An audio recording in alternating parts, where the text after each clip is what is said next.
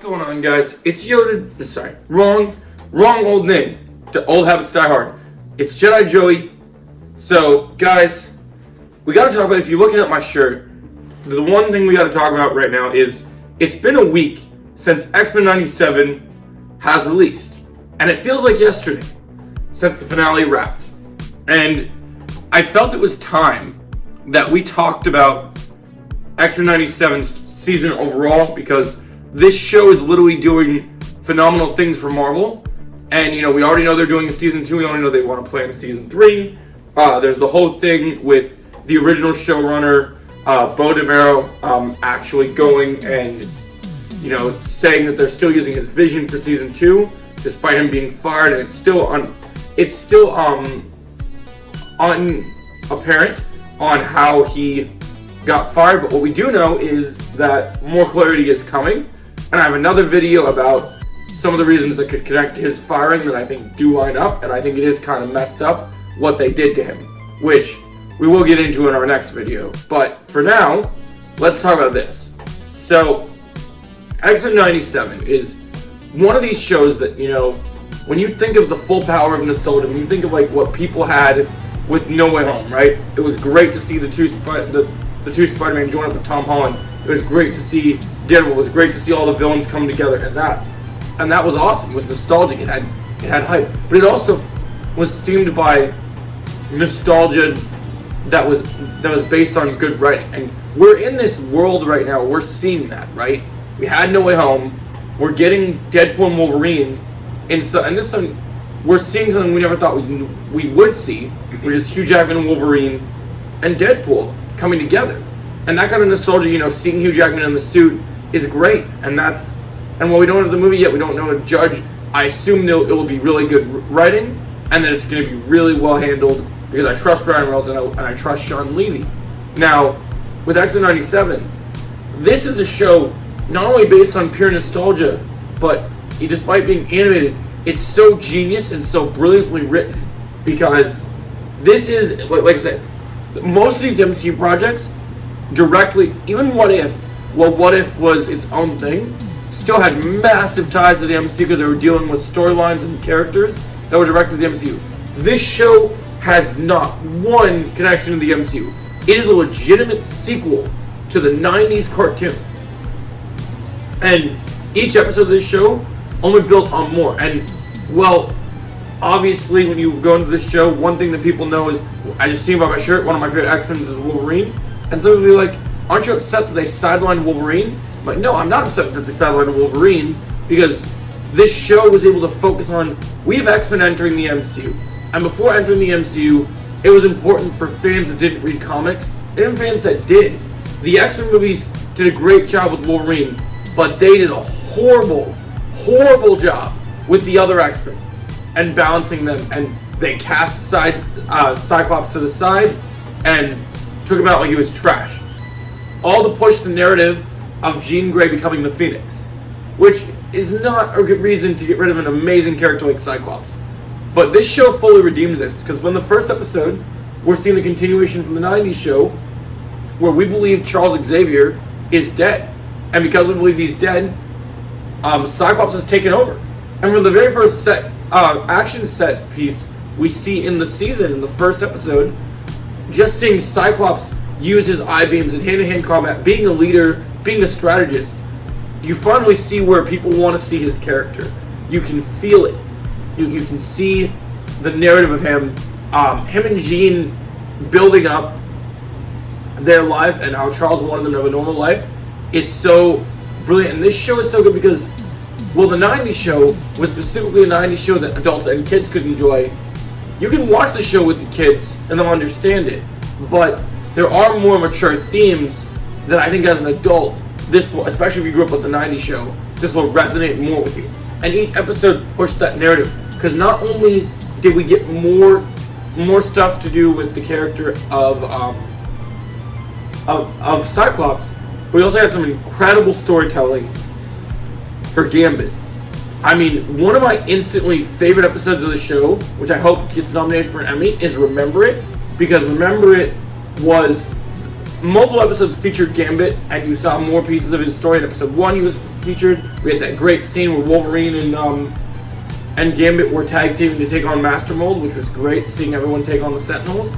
But what stood out to me about Remember It is we've been seeing Gambit's arc build up, and AJ LoCascio, who, if you don't know, he voiced Lotor on Voltron Legendary Defenders. This was a great role for him because he comes into this role and he is so good. You get to see him struggle with his love triangle. He has feelings for Rogue. He's trying to do what's right, but he's thrown in this tragedy in Genosha, and this character who has never, well, I shouldn't say never, this character that had appeared in live action only once, but was horribly represented in terms of who he is, was getting so much love and care in this show. And if you look at Twitter during X-Men 97, if you ask people who Gambit is, people can tell you who Gambit is now. You couldn't say that in the 90s. I knew who Gambit was. I've always been a big fan of Gambit. I knew a couple friends who knew the comics and knew the old video games to know who Gambit were, and I read the comics. But some people, you'd be like, oh, what's Gambit's powers? Why is Gambit so special? You wouldn't know that unless you watch X-Men 97. And this episode cements that because it's so emotional seeing everyone is being killed in Genosha, and Gambit makes this amazing heroic sacrifice, taking out the Master Mold with the cost of his own life. And we'll get on to him more because his arc is not finished yet. But I also love that they didn't use time travel to cheapen his death. Because as you get to the final episode, there is a cliffhanger that connects with the comics to set up season 2 that tells us that Gambit will be back, but not in a way that you expect.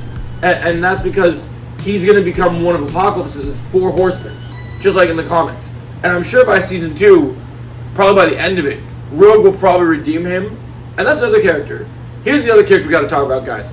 Let's talk about freaking Rogue.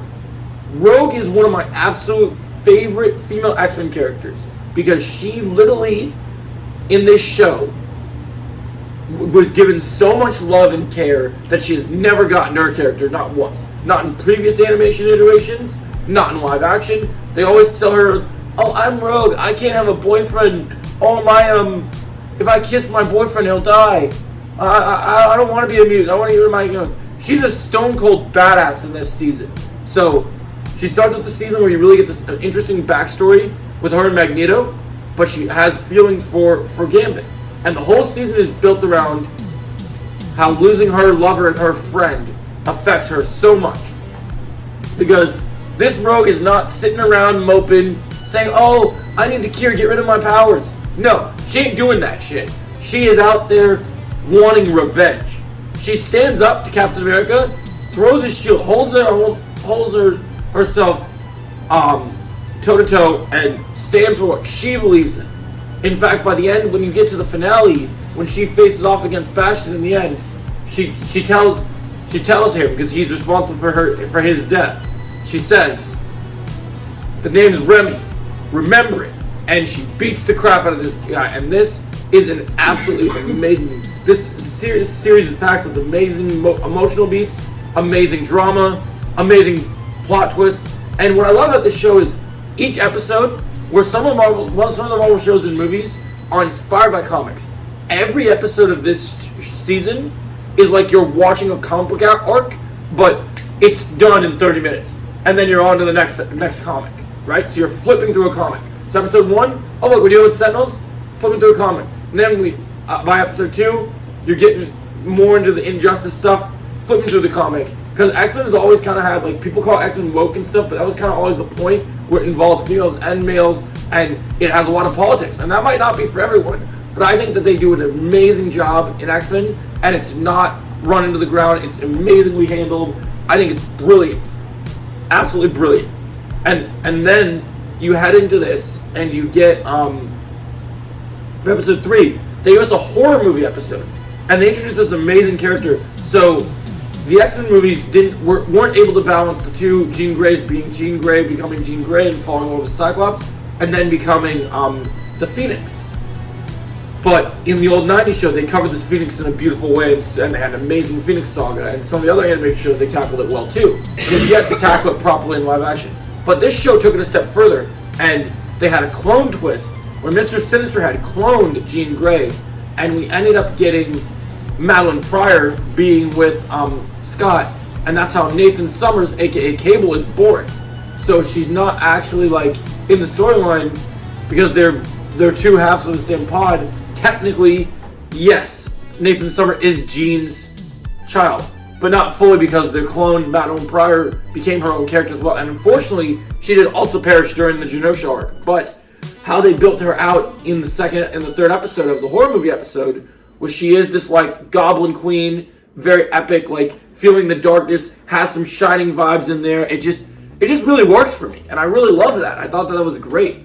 And then there's some episodes that like not as much were captured, but were still pretty good. And then episode 4, we just kept kind of building up Storm's arc. So Storm kind of goes into like Forge and tries to figure out who she is, and they build on that. And then episode 5, as I mentioned, is Remember It, and Remember It is just this amazing episode. And then so I met Allison Court, who was the original Jubilee, and also played future Jubilee in episode 6, where you see Master Mold or Mojo, and you get to see this video game version of it. I grew up with the '90s X-Men video game, so yeah, it was kind of classic to see that episode play out. I didn't. A lot of people hated on that episode. I don't think one single episode of X-Men '97 is necessarily bad, but I'd say that episode is the weakest in terms of storytelling because we go from Remember It to, you know, seeing this kind of focused love interest story on Jubilee and Sunspot, which is great, but it's not where I thought we would go after such an intense episode like Remember It. But I do think that they did an incredible job. And then when you go into episode 7, we see Rogue on her rampage. We have Remember It followed up. Nightcrawler, one of my favorite characters, is giving the eulogy at the funeral for Gambit, and all the X-Men are crying. It's brilliantly done. It's super well handled, and you love it. You love how it's handled, and it just is great.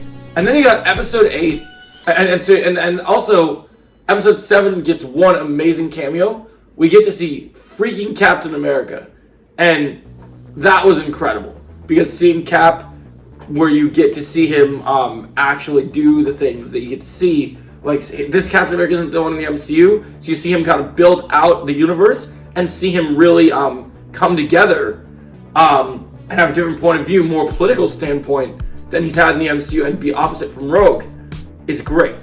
And so I love how she disarms him, takes his shield from him, builds out this world. We see an amazing, amazing way this is handled, and I loved it. And then you head into episode 8, and we see Magneto survive Genosha, and we get the end credits scene at the end of 7 where we know that Mr. Sinister and Bastion are working together. And then episode 6 cranks up those cameos to 11 because we see Spider-Man, the original '90s Spider-Man, return. We see teases of Bastion working with the likes of Doctor Doom. Also, Omega Red appears briefly, and Baron Zemo, and all these characters are utilized in fun cameo ways, but it's not forced cameo for the sake of cameo. It's set up in the story. There's a reason these cameos are appearing. They're building out this '90s world. They want the universe to feel lived in. So it's been around since the '90s, which we'll get into in the finale as well. You're seeing it lived in. You're seeing how it all plays together, and it's brilliant. It's super well handled. You love it. You love to see it, and you're impressed. And so it's well done. The cameos are great. The build-up with the action is handled well, and I just thought it was brilliant. And then you head into episode 9, and we have this incredible episode. The X-Men get brand new costumes, and we have an amazing fight. And also in this episode, in episode 8, we had Magneto kind of have almost his Loki season 2 moment where he gets connected with the Tree of Life and realizes what he needed to do. Magneto is one of the smartest characters in comics because he literally has come to the realization that humans, they were not kind to mutant kind. And Charles had believed and knew what needed to get done, and also right in the middle, in between 7 and 8, we got the return of Charles Xavier. And Charles Xavier is actually alive. I forgot to mention that. And he has come back to the X-Men, so we have a little conflict when we headed into episode 9.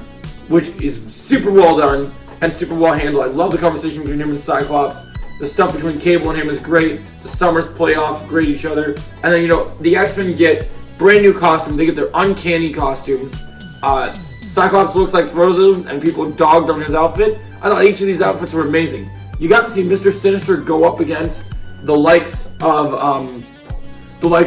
Jean Grey in her outfit. The Summers family were epically in battle with the villains, and then the episode ends with us going up against Magneto in glorious battle, and Magneto basically rips the adamantium out of Wolverine in the iconic, like I said, each episode is like a comic, right? It's literally the comic book panel come to life, and that's the cliffhanger until you had in episode 10.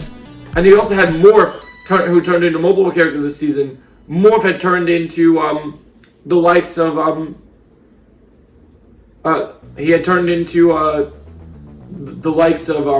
Hulk, and previously this incredible team up with Nightcrawler and Wolverine. Because right before their suit, the reason the X-Men get new suits is in episode 8. Wolverine gets his yellow and blue classic suit torn up, but you get this amazing fight with the two of them tag team. Love the tag team. Loved seeing them utilize their powers. X-Men 97 is an incredible and easily my favorite show of 2024 thus far. I'm going to give it a 10 out of 10. If you guys haven't watched all of X-Men 97, I don't know what you're watching on Disney+. I know you like Shogun on Hulu. I know you talk about all these other shows. The show you should be watching is X-Men 97. And I'm just going to close this out by punching the camera and saying, thanks for watching, guys. I hope you enjoyed this video. Remember to hit the like, share, and subscribe.